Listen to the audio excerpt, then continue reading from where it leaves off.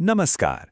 आज हम एक ऐसे मामले की गहराई में जा रहे हैं जो सिर्फ एक टेक्निकल फेलियर से कहीं ज्यादा है। ये कहानी है इंडिया के सबसे भरोसेमंद रॉकेट PSLV के एक ऐसे फेलियर की जिसने कई सवाल खड़े कर दिए। तो क्या ये सच में सिर्फ एक हादसा था या फिर पर्दे के पीछे कोई बड़ी साजिश चल रही थी?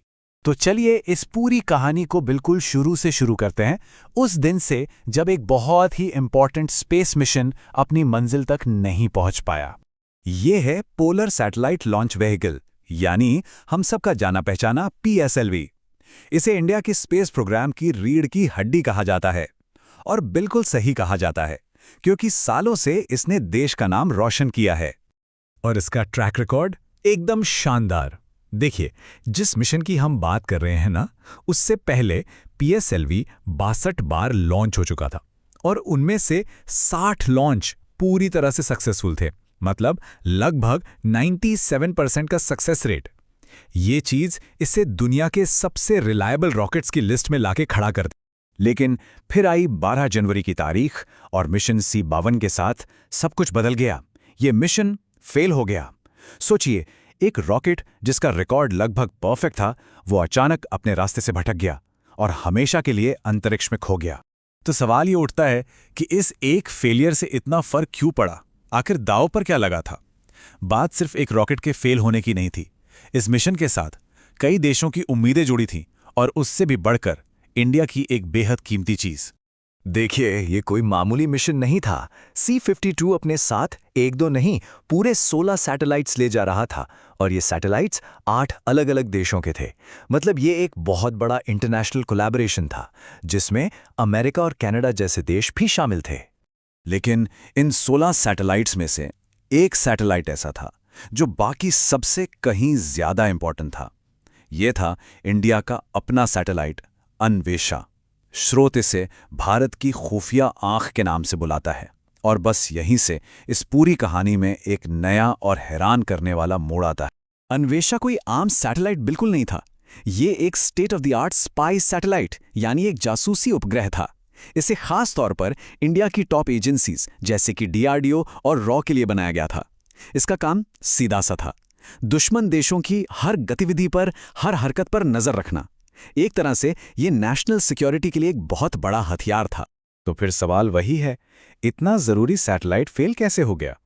चलिए सबसे पहले देखते हैं कि ऑफिशियल एक्सप्लेनेशन क्या था। इसरो यानी इंडियन स्पेस रिसर्च ऑर्गेनाइजेशन की रिपोर्ट के मुताबिक सारी गड़बड़ रॉकेट के तीसरे स्टेज यानी स्टेज 3 में हुई थी।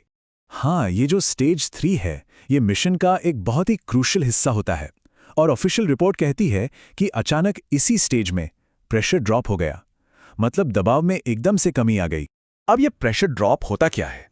अगर बिल्कुल आसान शब्दों में समझें तो इसका मतलब है कि रॉकेट के इंजन में प्रेशर अचानक से कम हो गया और इस वजह से सैटेलाइट को उसकी सही ऑर्बिट तक पहुंचाने के लिए जो जरूरी धक्का या ताकत चाहिए थी, वो मिली ही नहीं। तो देखने में ये एक सिंपल सा टेक्निकल फॉल्ट लगता है, आम सी गड़बड़ी। Case close? शायद नहीं, क्योंकि स्रोत के मुताबिक कहानी यहां खत्म नहीं होती। असली सवाल तो अब शुरू होता है, क्या ये सच में पूरी कहानी है? और देखिए, यहीं से मामला थोड़ा और पेचीदा हो जाता है। स्रोत एक पैटर्न की तरफ इशारा करता है। ये अकेला फेलियर नहीं था। इससे ठीक पहले मिशन C-51 भी फेल हुआ था, जिसमें RISAT 2B सैटेलाइट तबाह हो गया था। और अब C-52 मिशन में अन्वेषा हाथ से निकल गया। ध्यान देने वाली बात यह है कि दोनों ही इंडिया के टॉप सीक्रेट जासूसी सैटेलाइट्स। तो स्रोत यहां पर एक बहुत बड़ा सवाल खड़ा करता है, क्या यह सिर्फ एक इत्तेफाक हो सकता है कि PSLV के पिछले 2 बड़े फेलियर्स ठीक उसी वक्त हुए जब वो इंडिया के सबसे क्रिटिकल, सबसे जरूरी जासूसी सैटेलाइट्स को लॉन्च कर रहा था? और इसी सवाल के साथ ये कहानी एक नए और कई ज्यादा गंभीर मोड़ पर आ जाती है। ये मोड़ है एक सुनियोजित साजिश के सिद्धांत का। साजिश यानी सैबोटाज। इसका सीधा सा मतलब होता है जानबूझकर की गई तोड़फोड़ या नुकसान पहुंचाना। और स्रोत का आरोप बिल्कुल साफ है कि ये फेलियर कोई हादसा नहीं था, बल्कि ये एक प्लान करके किया गया हमला था, जिसका मकसद था इंडिया को उसकी खुफिया आंख से वंचित कर देना। स्रोत इस पूरी घटना की तुलना शतरंज के खेल से करता है, जहां ये कोई टेक्निकल गलती नहीं, बल्कि किसी दुश्मन की एक बहुत ही सोची समझी स्ट्रेटेजिक चाल है। एक ऐसी चाल जो भारत को कमजोर करने के लिए चली गई। अगर स्रोत के शब्दों में ही कहें तो ये सिर्फ एक टेक्निकल फेलियर नहीं है, ये भारत की सुरक्षा का सवाल है। मतलब साफ है, इसका असर सिर्फ साइंस और टेक्नोलॉजी तक नहीं, बल्कि सीधे सीधे देश की सिक्योरिटी से जुड़ा हुआ है। तो अब हम कहाँ खड़े हैं? देखिए, हमारे सामने दो अलग अलग कहानियां हैं।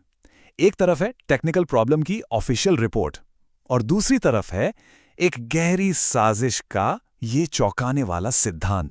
तो हमने शुरुआत की थी एक टेक्निकल फेलियर की जांच से, और अब हम एक ऐसी संभावना पर आके रुके हैं जो काफी परेशान करने वाली है।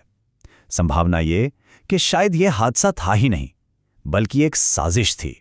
और यही बात हमें इसके आखिरी और सबसे बड़े सवाल पर लाके खड़ा कर देती है कि अगर इस साजिश के सिद्धांत में जरा सी भी सच्चाई है, तो ये एक देश के सबसे जरूरी और सुरक्षित माने जाने वाले स्पेस और डिफेंस प्रोग्राम्स की कमजोरियों के बारे में क्या बताता है। ये सवाल सिर्फ भारत का नहीं, बल्कि हर उस देश का है जो टेक्नोलॉजी पर निर्भर है।